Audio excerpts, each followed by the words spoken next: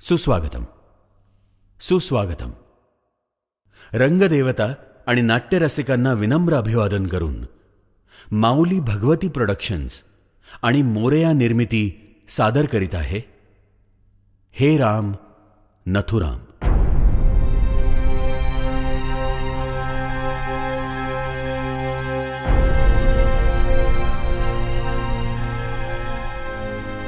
हे राम नथुराम. लेखक दिग्दर्शक शरद पोंक्षे. नेपथ्य नितीन नेरुरकर. प्रकाशयोजना राजन ताम्हाणे. संगीत राहुल रानडे.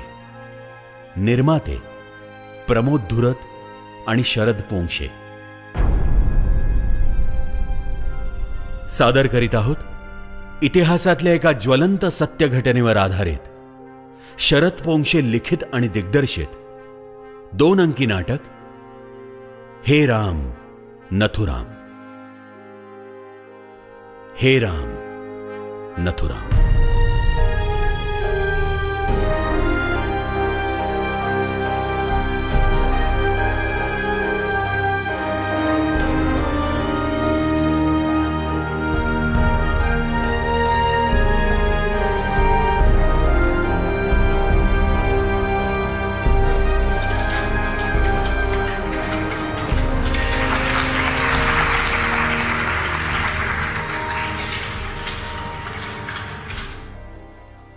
नमस्कार.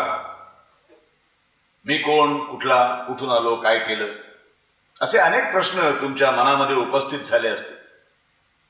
खरं तर मी कोण आहे, मी असं कुठलं कृत्य केलं म्हणून इतिहासामध्ये माझी तशी नोंद झाली हे मलाही तुम्हाला सांगायचंय.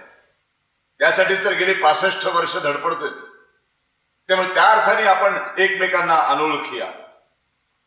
काय गंमत आहे ना, अनोळखी या शब्दामध्येच ओळखीचा उच्चार आहे. तुम्ही मला नवीन आहात पण परके नव्हे. तुमच्यापैकी जे अतिशय तरुण आहेत त्यांचा त्यावेळेला जन्मही झाला नसेल. शासकीय इतिहासामध्ये केवळ एक हिंदू माथे फिरू म्हणून तुम्ही माझी नोंद वाचली असेल. आणि जे मध्यम वयीन आहेत त्यांच्यापैकी काही त्यावेळेला चाललेली ब्राह्मणांची कत्तल पाहून आई वडिलांना बिलगून कोण हा नथुराम, त्याच्यासाठी आमची घरं का जाळतायत असं विचारणारे असतील. आणि जे म्हातारे आहेत जुनी खोडं त्यांना मात्र मी आठवत असे. वृत्तपत्रातून वाचलेला, आकाशवाणीवरून ऐकलेला मी, माझं आणि नाना आपटेचं अग्रणी हे वृत्तपत्र देखील त्यांनी वाचलं असेल. सभांमधली माझी भाषणं ऐकली असतील. काही जण प्रत्यक्ष मला भेटलेही असतील. पण ही भेट, ही ओळख 30 जानेवारी 1948 नंतर त्यांनी सतत नाकारली असेल. माझं वय किती आहे असं वाटतंय तुम्हाला? 106. खरं नाही ना वाटत? तुम्ही म्हणाल खोटं बोलतोय हा, तरुण तर दिसतो. या तारुण्याचं रहस्य आहे माझा मृत्यू. मृत्यू हे चिरतारुण्याचं वरदान आहे असं नाही वाटत तुम्हाला? नाही पटत? बघा, तुमच्या अतिशय जवळच्या एखाद्या मृत माणसाची प्रतिमा आणा डोळ्यासमोर. 20-25 वर्षांपूर्वी ऐन तारुण्यामध्ये मृत झालेल्या एखाद्या सुहृदाची प्रतिमा अशी भिंतीवरती टांगलेली. आज आता त्या प्रतिमेतल्या चेहऱ्यावरती सुरकुत्या दिसत आहेत तुम्हाला. त्याचे दात बघा अजूनही शाबूत असतील. डोक्यावरती काळे भोर केस असे मस्तपैकी भुरू भुरू उडत असतील. आणि तुमच्या डोक्यावर डोक्याला हात लावू नका, कदाचित हाताला काहीच लागणार नाही. तर तो तरुण आहे कारण तो मृत आहे. वृद्धत्वाचा शाप हा फक्त जिवंत शरीराला असतो. आणि मला तर चिरतारुण्याचं वरदान तात्याराव सावरकरांनी दिले.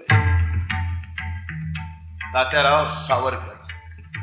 सूर्याची उबदार प्रखरता, वाऱ्याचा वेग, खडकालाही हेवा वाटेल अशी कठोरता आणि साक्षात बृहस्पतीनं शिष्यत्व पत्करावं इतकी बुद्धीची प्रगल्भता आणि या साऱ्यांचा मिळून बनलेला मानवी आकार म्हणजे तात्याराव सावरकर. मला अजूनही तो दिवस आठवतो. अटकेत होतो मी, माझी चौकशी चालू होती. आणि बादरायण संबंध नसतानाही केवळ छळ करण्याच्या उद्देशानं ह्या भीष्माचार्याला दिल्लीला आणलं. तात्यारावांना पाहता क्षणी मी उठून उभा राहिलो, वाकून नमस्कार केला. तात्याराव म्हणाले, चिरंजीव हो. म्हटलं, तात्याराव, आपल्या या आज्ञेचं पालन माझ्या हातून होईल असं नाही वाटत मला. तात्याराव म्हणाले, अरे वेड्या, मी तुला शतायुषी हो असं नाही रे म्हटलं, चिरंजीव हो असं म्हटलं. तू चिरंजीव झालास ना तुला, तू चिरंजीव झालास. अरे ज्या क्षणी तू पिस्तुलाचा चाप दाबलास आणि गांधी मृत झाले त्या क्षणी नथुराम गोडसे हे नाव चिरंजीव झाले. तू गांधीवाद संपवलास की नाही हा वादाचा मुद्दा ठरेल कदाचित, पण तू गांधींना मात्र संपवलंस आणि स्वतः उरलास. अरे गांधींचे अनुयायी सुद्धा त्यांच्या चरित्रामध्ये तुला अमरूप देतील. गांधींच्या माता पित्यांच्या उल्लेखाशिवाय त्यांच्या चरित्राची सुरुवात होणार नाही, तसंच तुझ्या उल्लेखाशिवाय त्याचा शेवटही होऊ शकत नाही. तात्यारावांचे शब्द ते शिलालेखच जणू. तात्यारावांनी उच्चारलेला प्रत्येक शब्द म्हणजे भेद आणि लिहिलेला प्रत्येक शब्द म्हणजे वेद. तो खोटा कसा ठरेल? तर असा मी 106 वर्षांचा वृद्धाचार्य 39व्या वर्षीच सरणावर चढलेला, अवेळी. मृत्यू अवेळी होता, पण आमंत्रित होता, स्वीकृत होता, पण चिरतरुण अश्वत्थाम्यासारखा. अश्वत्थाम्यासारखीच माझ्याही हृदयामधली जखम कित्येक वर्ष वाहतेच आहे. त्याच्यावरच्या खपल्या पुन्हा पुन्हा निघतातच आहे. आणि कारणही तशीच. देशाचे केले गेलेले तुकडे, निर्वासितांची कत्तल, माता भगिनींवर झालेला बलात्कार, पाकिस्तानला दिलं गेलेलं 55 कोटी रुपयांचं अनुदान आणि पाकिस्तानला बहाल करून टाकलेली माझी सिंधू नदी. याही अश्वत्थाम्याला तेल हवंय आणि हवाय माझ्या अस्थींना त्या सिंधू नदीच्या पाण्याचा स्पर्श. माझ्या मृत्यूपत्रामध्ये मी तसं लिहून ठेवलंय की अखंड सिंधू नदी अखंड हिंदुस्थानात येईपर्यंत माझ्या अस्थी विसर्जित करू नये. नंतर त्या सिंधू नदीमध्येच विसर्जित कराव्या. मग पिढ्यानपिढ्या माझ्या अस्थी हस्तांतरित कराव्या लागल्या तरी चालतील, पण त्या जतन करून ठेवा. माझं मृत्यूपत्र वाचलं आणि तात्याराव मला म्हणाले, वा नथुराम वा, अरे आधुनिक भारताचा दधीची आहेस तू, तुझ्या या अस्थींची शस्त्र होती. मी म्हटलं, तात्याराव, एवढ्या मोठ्या दधीची ऋषींची उपमा मला देऊ नका. कारण भवानी तलवारी लोखंडाची असली तरी लोखंडाचा प्रत्येक तुकडा हा काही भवानी तलवार होऊ शकत नाही. पण तात्याराव सावरकर हे निरुत्तर होणाऱ्यांपैकी नव्हतेच. कारण त्यांच्याकडे प्रश्न नव्हते, त्यांच्याकडे होती फक्त उत्तर. मला म्हणाले, नथुराम, अरे शिवाजी महाराजांनी स्पर्श केला ना म्हणून तलवारीची भवानी झाली. तलवारीच्या पात्यापेक्षा मूठ जास्त महत्वाची. मूठ धरण्यामागे जिद्द असेल तरच तलवारीला दुधारी धार चढते. आणि तू काही पाठीमागे फक्त अस्थि ठेवत नाहीयेस, एक विचार ठेवतोयस, अखंड हिंदुस्थानचा विचार. माझ्या आयुष्याचं जे काही सोनं झालं त्याच्यामध्ये माझा वैयक्तिक सहभाग एवढाच की मी लोखंडासारखा तात्यारावांच्या जवळ गेलो आणि त्यांच्या स्पर्शाने माझं सोनं झालं.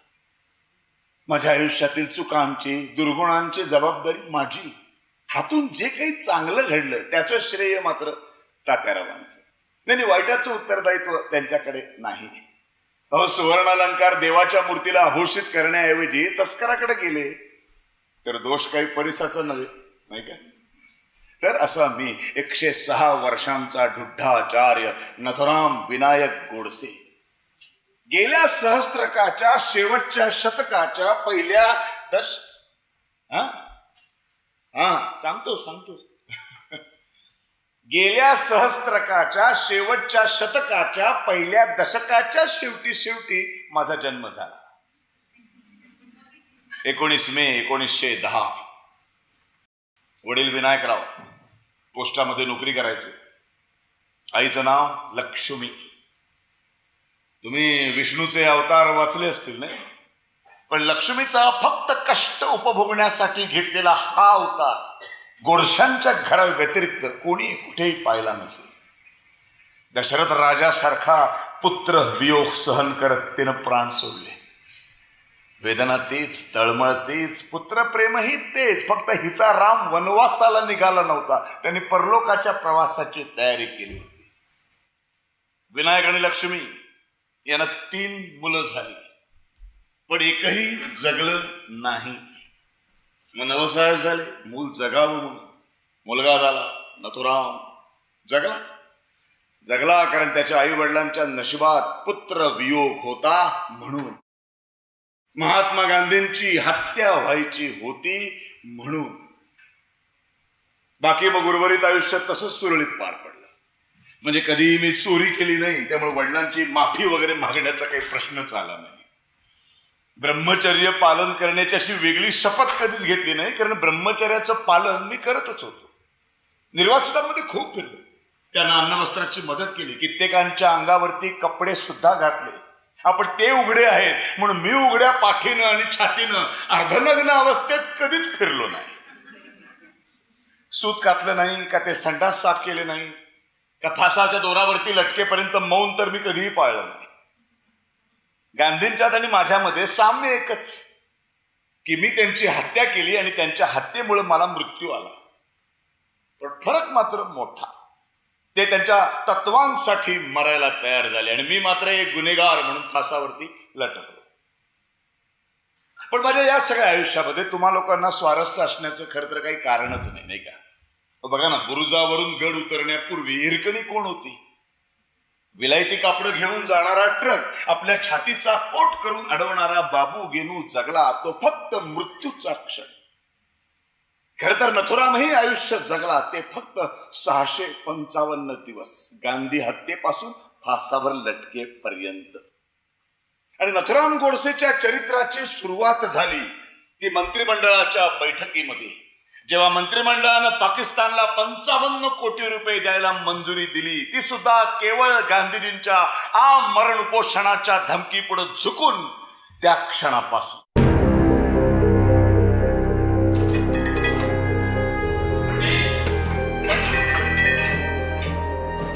पंडित कुठे? ते कंपोज रूम मध्ये बसले. बरं, त्याला ही बातमी दे आणि पहिलं पान सोडायला सांग. स्टॉप प्रेस बातमी आहे. हो, पण सगळं कंपोज मोडायचं म्हणजे? सगळं कंपोज मोड असं नाही सांगत आहे मी, फक्त एक पान सोड. महत्वाची बातमी आहे, आताच पेपरमध्ये वाचली मी. जा पळ. हो. आणि बघ, पंडितला सांग बोलावलंय. बघ, ठीक आहे.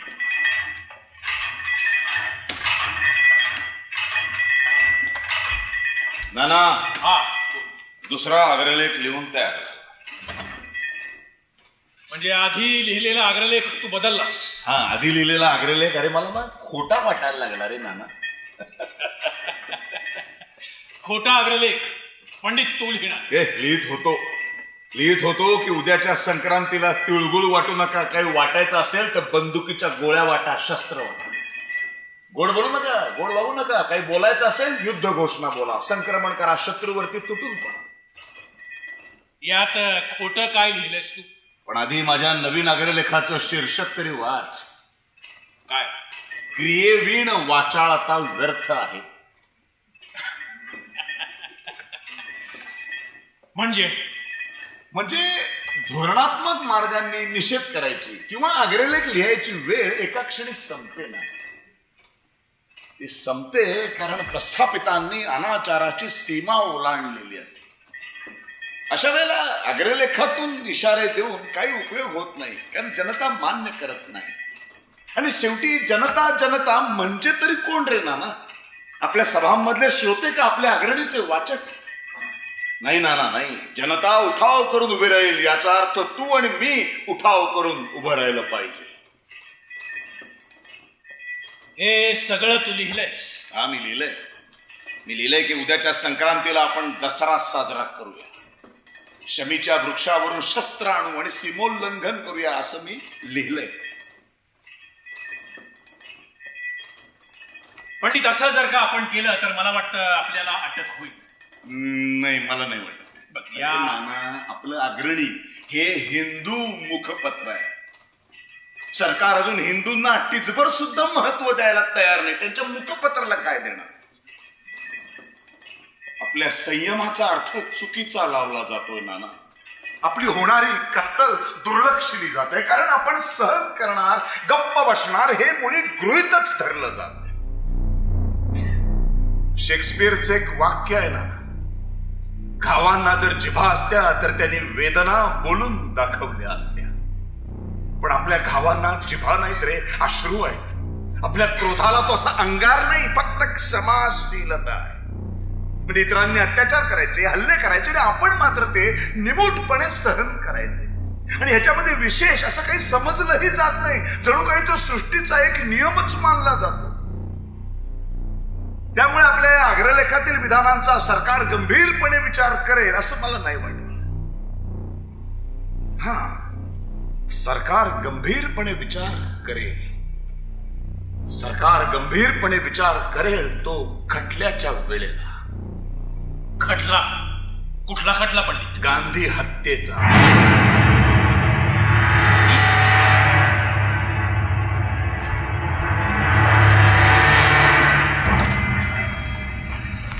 काय बोलतोयस काय तू?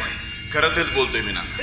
हा अग्रलेख लिहित असताना मी स्वतःला सारखं बजावत होतो की नुसते विचार नाही, ती एक वृत्ती आहे. हे काही फक्त शब्द नाही आहे, हे स्वगत आहे, स्वगत.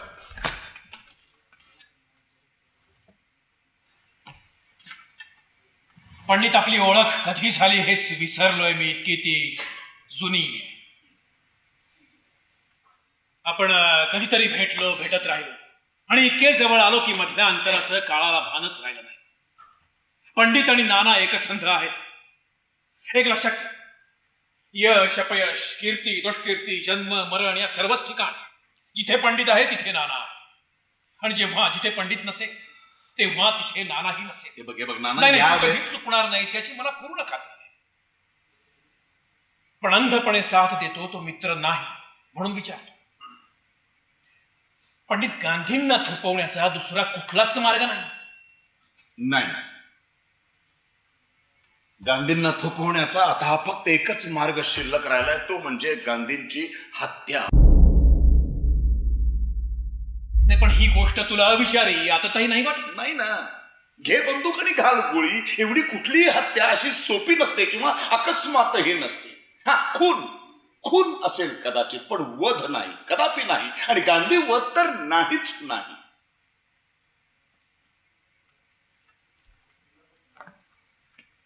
पंडित आपण इतिहासाच्या एका मोठ्या खंडाला धक्का लावतो. काय? गांधी म्हणजे इतिहासाचा मोठा खंड?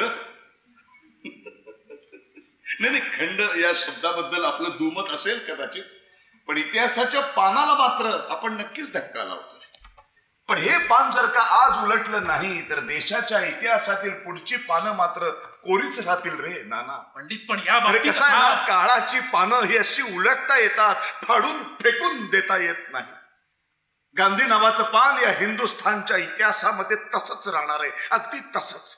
पुन्हा एकदा झंझावती वादळेल, पुन्हा पानं फडफडतील, पुन्हा नको त्या वेळेला हे गांधी नावाचं पान लोकांच्या समोर उघडं होऊन पडेल. तर गांधींचं अहिंसेचं तत्व मी नाकारत नाही ना. किंबहुना या जगाला हिंसेपेक्षा अहिंसेची जास्त गरज आहे.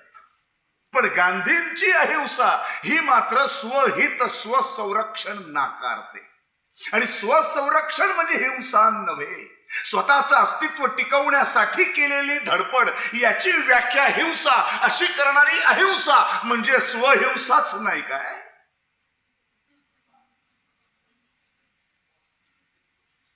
पंडित तू म्हणतोयस ते सगळं मला पटतंय, पण हा निर्णय धाडसाच आहे. धाडस करणं काय गुन्हा आहे का रे नाना? मला तसं नाही. मला सांग ना, धाडस करणं काय गुन्हा आहे? हे ना कोणी ना कोणीतरी केले पाहिजे. हो, तुम्हाला सांगतो, हे केले पाहिजे याचं जर सगळेच जण म्हणत राहिले ना तरी कदापि होणार नाही.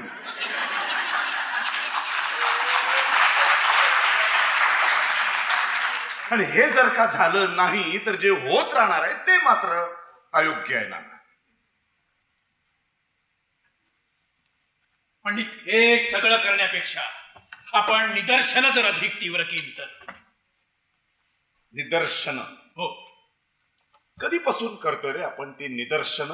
हे बघ, देशाचं विभाजन करू नका म्हणून देखील आपण निदर्शन करतच होतो. तरी सुद्धा देशाचं विभाजन हे झालंच.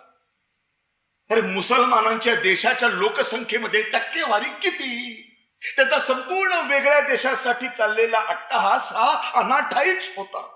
त्यांचा आग्रह जर वाजवी असता, योग्य असता, तर मौलाना आझाद हिंदुस्थानामध्ये राहिलेच नसते. पण केवळ जिनांच्या अट्टहासापायी कुणाचंच मन मोडायचं नाही, हिंसा नको म्हणून गांधींनी देशाच्या विभाजनाला मान्यता दिली. संपूर्ण देशाचं मंत्रिमंडळ या सर्वांच्या विरोधाला न जुमानता. एखादी व्यक्ती ही देशापेक्षा कधीच मोठी नसते नाना, पण गांधी मात्र आता स्वतःला देशापेक्षाही मोठे समजायला लागले. अरे मग देशासाठी त्याग, देशाची सेवा या शब्दांना काय अर्थ उरला नाना?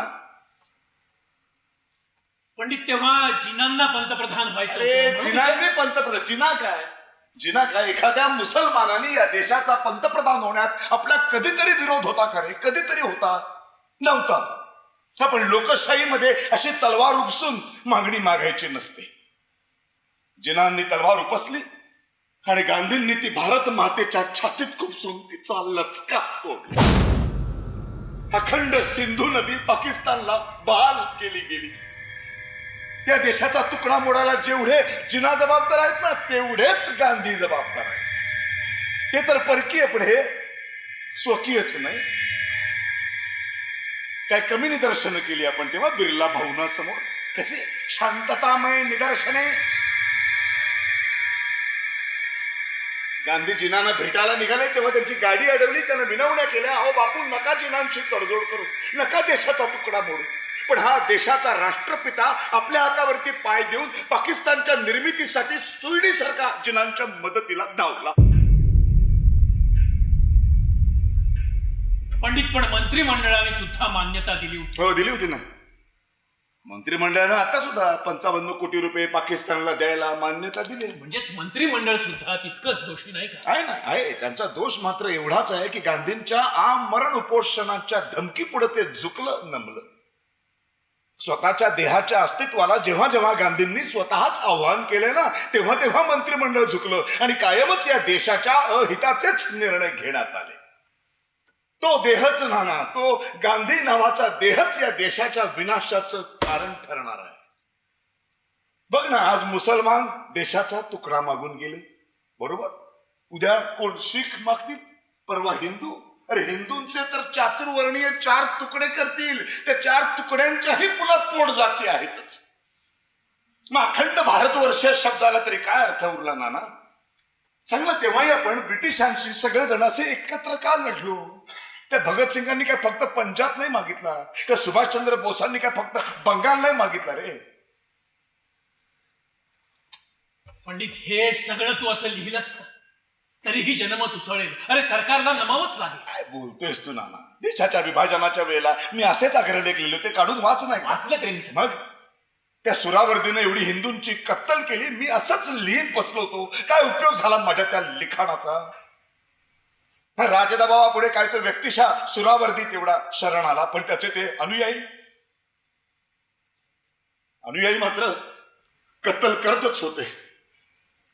त्याचे अनुयायी तिकडे कत्तल करत होते, इकडे ते गांधींचं आमरण उपोषण सुरू होतं, तिकडे आपली निदर्शनं चालू होती.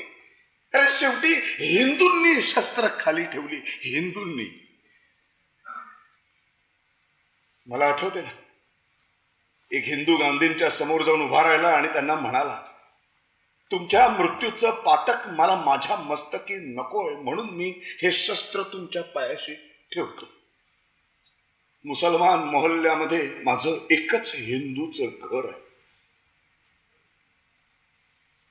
तुला सांगतो नाना, त्या दिवशी हैदराबाद सोडण्यापूर्वी मी त्या हिंदूला त्याच्या घरामध्ये भेटायला गेलो. अरे त्याच्या घरामध्ये एकच हलकल्लोळ होता. त्याच्या एवढ्याशा 8 वर्षाच्या मुलाची कत्तल केली होती रे मुसलमानांनी. ती कत्तल केलेलं कलेवर असं माझ्या समोर फेकून म्हणाला, या पोराचं रक्त घेऊन जा तुमच्या त्या गांधींकडे आणि त्याला सांगा, पुन्हा जर कधी उपोषणाला बसलात ना, तर उपोषण सोडताना तो मोसंबीचा रस पिऊ नका, माझ्या या पोराचं रक्त प्या.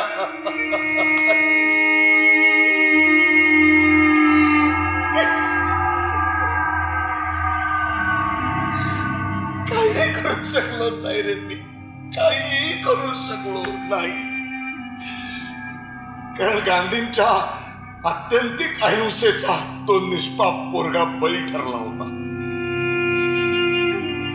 हे सगळं मी पाहिलं ना, आणि एक क्षण मला असं वाटलं ना की त्या मोहल्ल्यामध्ये शिरावण्याचं एकेकाला बाहेर काढून कापावा. पण मी जर का असा संहार त्यावेळेला केला असता तर मी त्यांच्यासारखाच असंस्कृत ठरलो असतो. हे मात्र कधीच गांधी कधीच मोटार गाडीमध्ये बसून निघून गेले, सरळ तिथून निघून गेले. त्याला भेटून तरी काय उपयोग झाला असता? तेच ते नेहमीचं भजन म्हणायला सांगितलं असतं. काय ते, रघुपती राघव राजा राम पतित पावन. आणि भजन कोणासाठी? त्या निष्पाप मरून पडलेल्या बाळासाठी, ज्या नराधमाने त्याला मारले त्यांच्यासाठी. जाताना बापू आम्हाला सांगून गेले असते, दोघांच्याही आत्म्याला शांती मिळावी म्हणून हिंदूंनो आता भजन म्हणा. म्हणा आता हिंदूंच्या हातात तेवढंच शिल्लक राहिले. म्हणा रघुपती.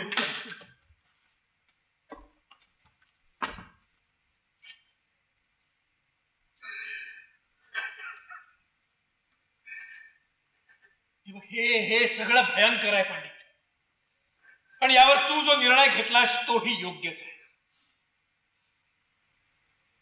पण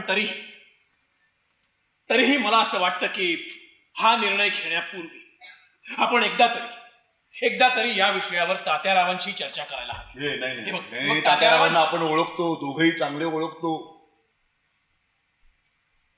आपल्या डोक्यामध्ये असा काहीतरी विचार चालू आहे, नुसतं त्यांना कळलं ना तर तात्याराव दोघांना समोर बसवतील, 2 तास बौद्धिक घेतील, परावृत्त करतील. 100 नाही 1000% खात्री आहे मला, तात्याराव सावरकर गांधी हत्येला विरोधच करणार. हा, आणि एकदा का तात्यारावांनी विरोध केला की त्यांचा विरोध मोडून गांधींची हत्या करणं हे मग मात्र मला शक्यच होणार नाही, कारण मी त्यांना गुरु मानतो. आणि सतीचं वाण घेतलेल्यांना अग्नीचं भय नसतं रे नाना. तात्यारावांच्या कष्टयज्ञामध्ये आपल्याकडून चुकीनं का होईना पण एकही समिधा पडायला नको. ए नाना ऐक ना, काय ऐक ना, बोल. तात्याराव मला एकदा मागं म्हणाले होते, म्हणे गांधी जर राजकीय संत असतील तर त्यांनी रामदास स्वामींचा आदर्श ठेवावा. म्हणजे जेव्हा जेव्हा गरज पडली तेव्हा रामदास स्वामी शिवाजी महाराजांच्या मागे उभे राहिले, पण स्वराज्य उभारणीमध्ये मात्र त्यांनी कधीही लुडबुड केली नाही.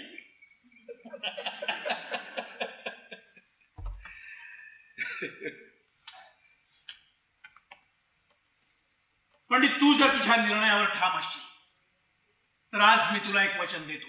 एक नाही, आज मला 2-2 वचनं हवीत. दिली. कुठली ते नाही विचारलंस, नेहमीसारखं.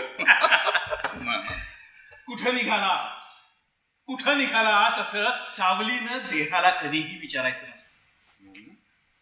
तिने फक्त बरोबर राहायचं असतं. आजपर्यंत मी चालत होतो, तू बरोबर राहत होतास. याच्यापुढे